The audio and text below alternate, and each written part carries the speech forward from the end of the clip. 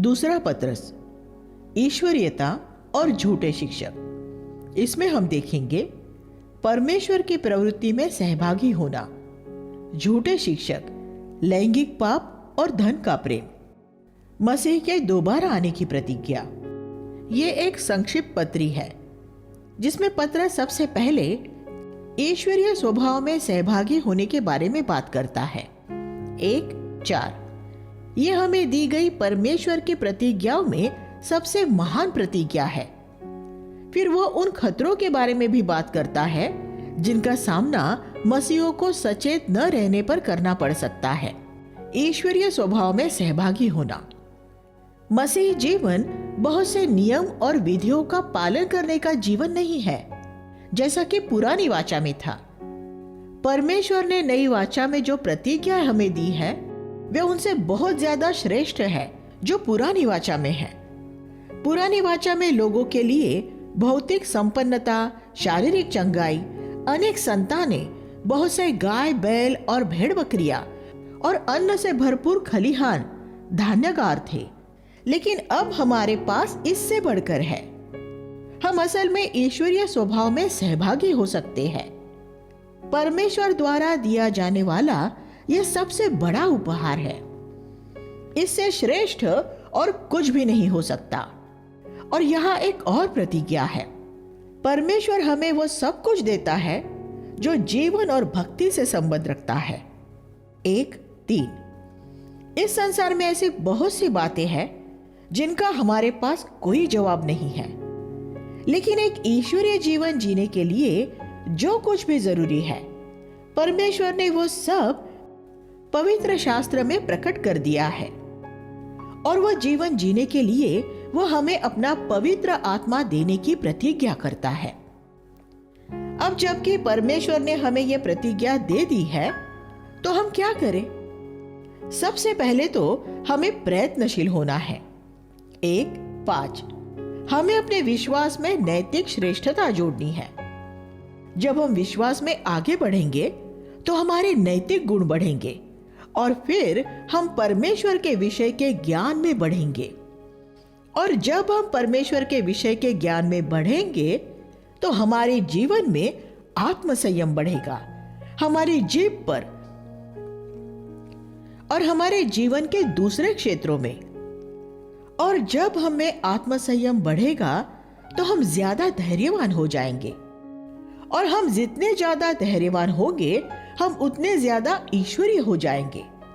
और हम जितने ज्यादा ईश्वरीय होंगे उतने ज्यादा अपने साथी विश्वासियों से प्रेम करने वाले हो जाएंगे। और हम अपने साथी विश्वासियों से जितना प्रेम करेंगे हम दूसरे लोगों से भी उतना ही प्रेम करने योग्य बन जाएंगे। पहला अध्याय 5 से 7 में इस तरह क्रमिक रूप में उन्नत होने का उल्लेख किया गया है। और अगर हम इन गुणों को बढ़ाने के लिए परिश्रम करते रहेंगे तो हमारा जीवन और हमारी सेवकाई बहुत फलवंत होगी और फिर हम अयोग्य या निष्फल मसीही नहीं रहेंगे। 1:8 लेकिन अगर हम में इन गुणों की कमी होगी तो हम धीरे धीरे आत्मिक रूप में अंधे हो जाएंगे। 1:9 आत्मिक रूप से अंधे होने का दूसरा तरीका हमारे अपरिवर्तित दिनों में हम किस तरह के पापी थे ये भूल जाना। 1:9 जब विश्वासी ये भूल जाते हैं कि वे पहले कैसे घिनौने पापों में गिरे हुए थे और ये कि यीशु ने उन्हें कितने गहरे और गंदे गड्ढे में से निकाला है, तब ऐसा होता है कि वे दूसरे लोगों से घृणा करने लगते हैं। इससे ये साबित हो जाता है कि वे आत्मिक तौर पर अंधे हो गए हैं। लेकिन अगर हम पहला अध्याय 5 से 9 में दिए गए उपदेशों का अनुसरण करेंगे तो हमें आश्वस्त किया गया है कि हम अपना उद्धार किसी भी रीति से नहीं खोएंगे, बल्कि हम बड़े स्वागत के साथ परमेश्वर के राज्य में प्रवेश पाएंगे। 1:11 बहुत से विश्वासी मानो इसमें ही खुश है कि बाल बाल बचकर ही सही, लेकिन वे स्वर्ग में तो जा रहे हैं। लेकिन मैं बड़े स्वागत के साथ स्वर्ग में प्रवेश करना चाहता हूं, जहां प्रभु मुझसे कहे, शाबाश मेरे अच्छे और विश्वास योग्य दास। मैं पृथ्वी पर अपने इस एक ही जीवन द्वारा परमेश्वर को अपने पूरे हृदय से प्रसन्न करना चाहता हूं, क्योंकि यीशु ने मेरे लिए बड़ी पीड़ा सही है। पतरस कहता है कि अगर हम पहला अध्याय 5 से 9 में बताए रास्ते से जाएंगे तो हम बड़े स्वागत के साथ स्वर्ग में प्रवेश करने पाएंगे। हर एक विश्वासी को परमेश्वर के राज्य में ऐसे स्वागत के साथ प्रवेश करने की ही अभिलाषा करनी चाहिए। पतरस कहता है कि प्रभु ने उसे बता दिया है कि वह जल्दी ही पृथ्वी पर से कूच करने वाला है। पहला अध्याय 13-14।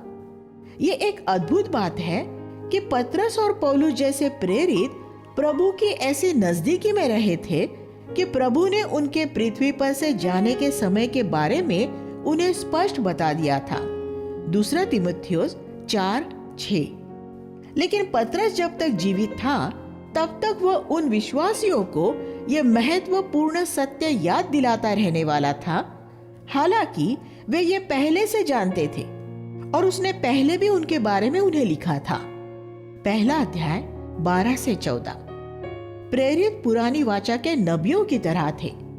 वे एक ही तरह की बातों का बार बार प्रचार करते रहते थे। वे आधुनिक समय काल के प्रचारकों की तरह हमेशा एक नया प्रचार करके लोकप्रिय होना नहीं चाहते थे। अगर लोगों की जरूरत एक सत्य को दोबारा सुनने की होती थी तो वे अपने संदेश दोहराते रहते थे।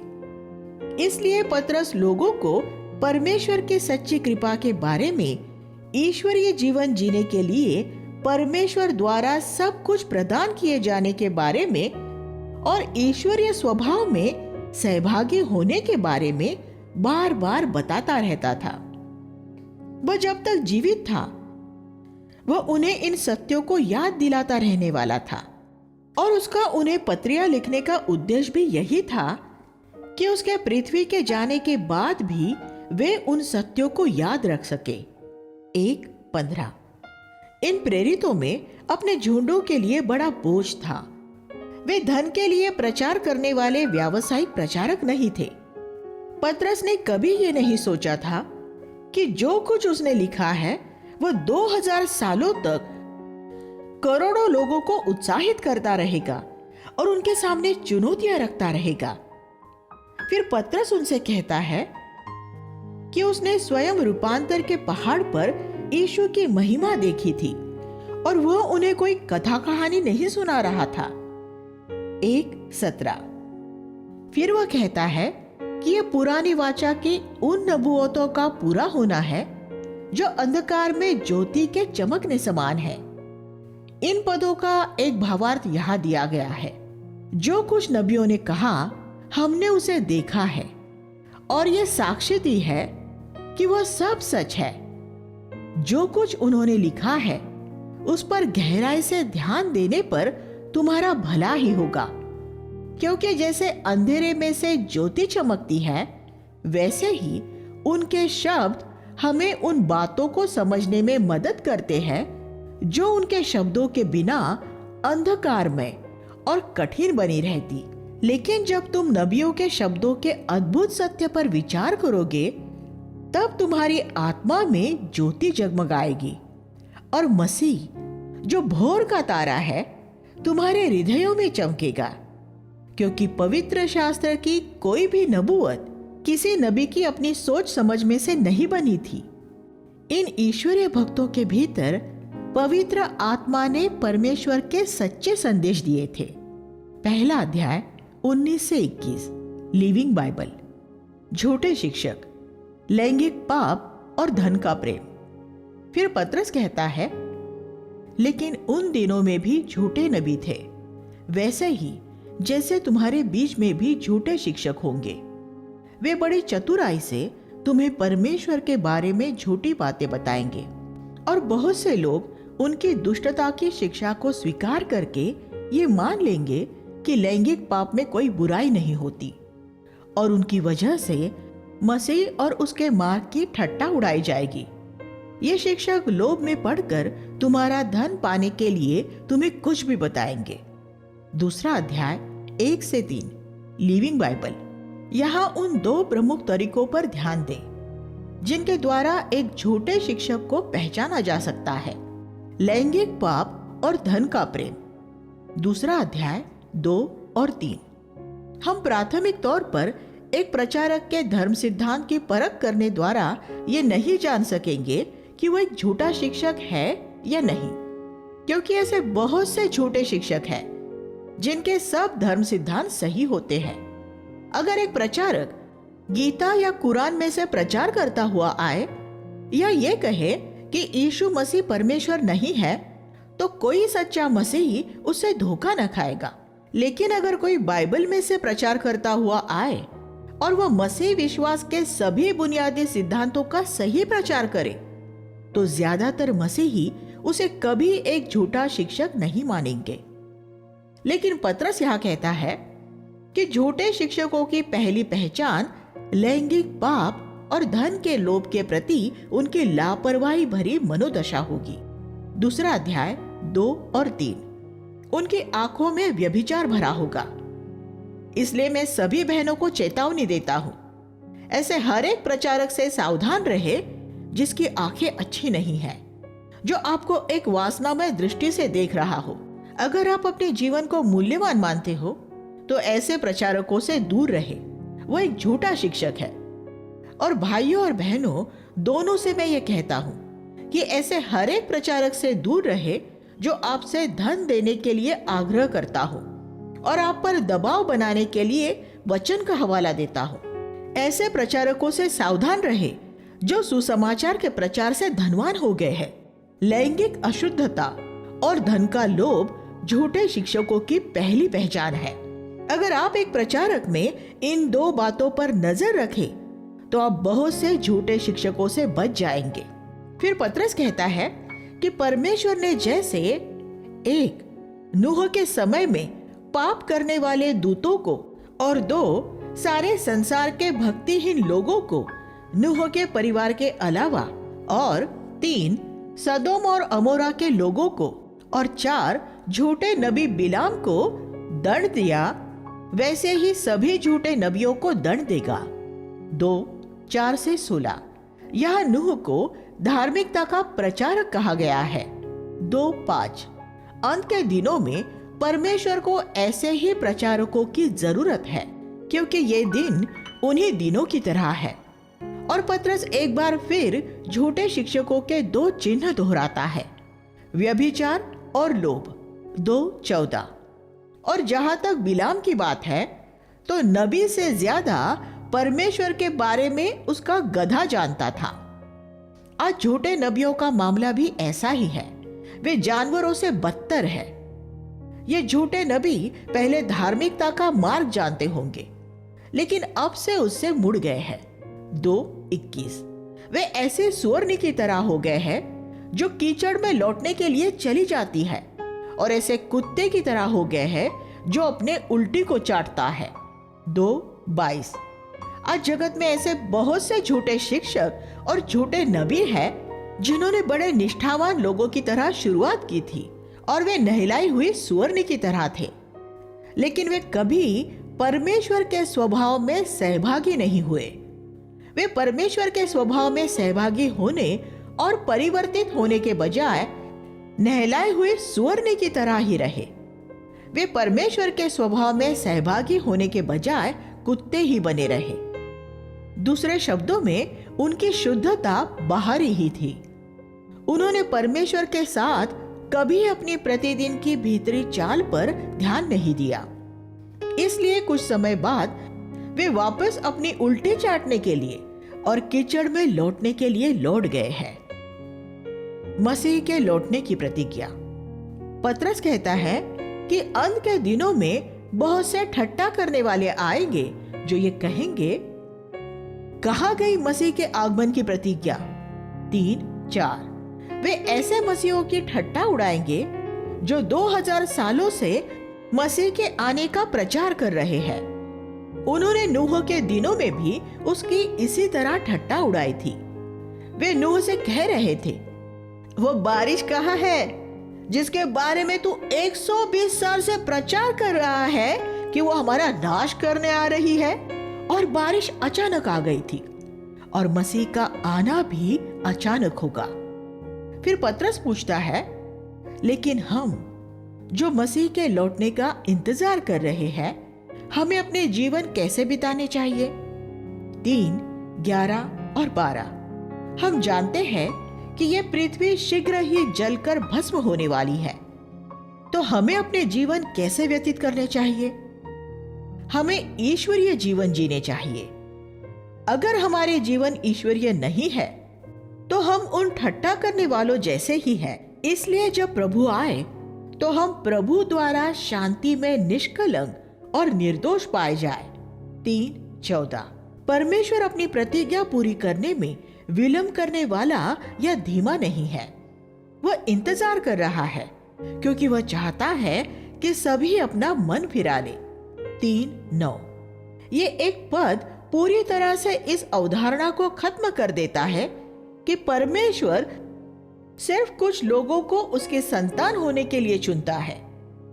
अगर परमेश्वर चाहता तो वो हर एक मनुष्य का बलपूर्वक मन फिरा सकता था, लेकिन तब मनुष्य एक यंत्र, रोबोट बन जाता। परमेश्वर ने मनुष्य को एक मुक्त इच्छा दी है और वह कभी ऐसा नहीं करेगा कि उसकी मुक्त इच्छा पर प्रबल होकर उसे चुनने के लिए जबरदस्ती करे। हर एक को उसे स्वेच्छा से चुनना होगा, क्योंकि परमेश्वर हर्ष से देने वालों से प्रसन्न होता है। इसलिए परमेश्वर लोगों के मन फिराव का इंतजार करता है। पतरस फिर पौलुस के लेखों के बारे में बात करता है, जिनमें कुछ बातों को समझना कठिन है।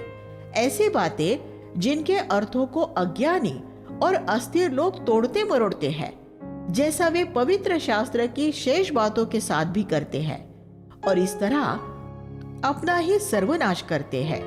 3, 15 और 16 यहाँ पतरस कृपा की उस गलत समझ के बारे में बात करता है जिसे उसने अपनी पहली पत्री द्वारा सुधारने की कोशिश की थी और जिसका प्रचार आज भी बहुत से प्रचारकों द्वारा किया जा रहा है, जिसमें कृपा को निडरता के साथ पाप करने की अनुमति बना दिया गया है, क्योंकि वे कहते हैं जिसका कृपा द्वारा एक बार उद्धार हो गया है, फिर वो अपना जीवन चाहे जैसे भी व्यतीत करे, वो अपना उद्धार नहीं खोता।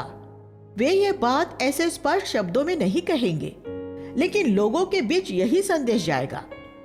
झूठी कृपा के संदेश पर विश्वास करने द्वारा जितने लोग नरक में गए हैं, उतने किसी दूसरी शिक्षा द्वारा नहीं गए हैं। इसलिए पतरस हमें चेतावनी देता है कि हम सचेत रहे कि कहीं अधर्मी मनुष्यों के भ्रम में पड़कर बहक न जाए, जिससे अपनी स्थिरता से विचलित हो जाए।